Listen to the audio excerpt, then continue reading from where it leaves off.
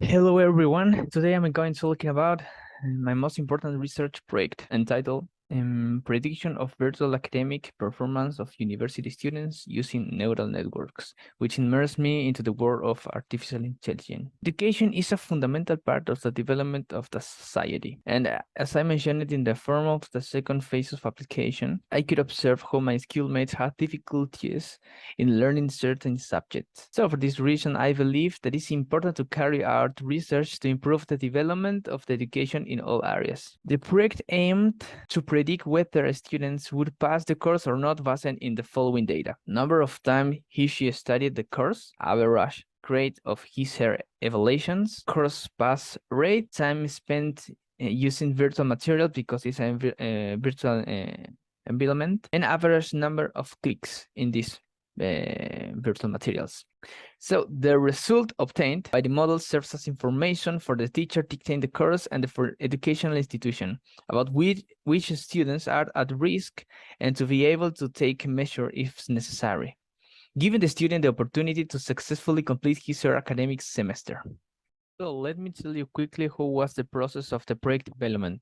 So the process consists in 5 steps: data collection, data analysis, data filtering, input of the neural networks in the model, and the output. So the first steps is in the reach was the collection of the data regarding virtual studies, which come from Open University Learning Analysis, OULA. The second step was the analysis of the data.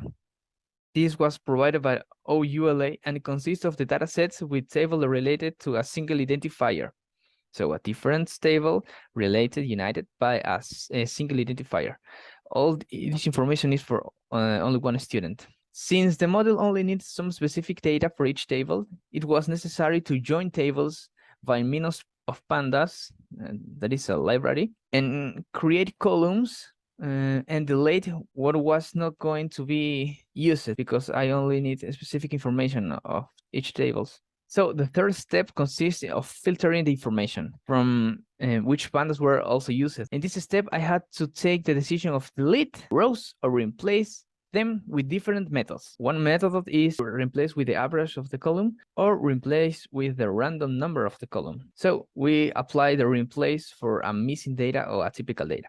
So applying the replace affects the result to bad manner. For this reason, I decide to delete all missing data or atypical data because this alters the result. The fourth step is the input of the data to the neural network, which was, like I mentioned it before, number of time the student studied the course, average grade of evaluations, pass rate of the course, time of use virtual materials, because it's a virtual environment, and average number of clicks. And finally, the output, which would be if the student will pass or not the course. One of the biggest challenges was to understand the documentation of the data provided, since the relationship of the table was a stronger order because was a lot of tables united by one identifier, and for this project, I only need specific information for each table. Another challenge was to define the number of neurons in the hidden layer.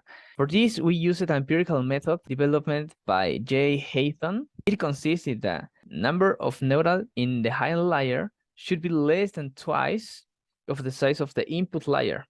By performing different tests, I obtained that 8 neurons was the best for my model. Other challenge was to find the activation function.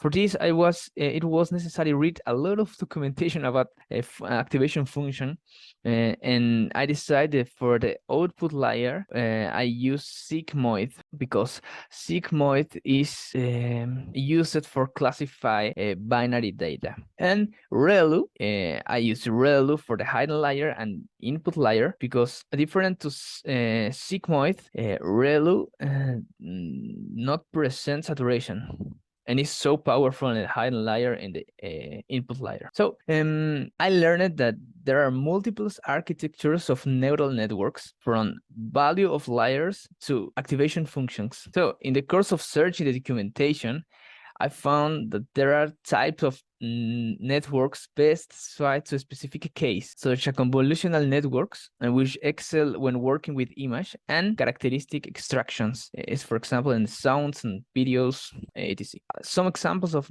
convolutional networks is GoogleNet, that I use GoogleNet for developing other project. It's classified Brits, and AlexNet and YOLO. So I also learned that neural networks can be applied in different fields of study, such as medicine, construction, sports, video game, marketing, etc. Thank you for watching my video. I hope you like it. See you soon.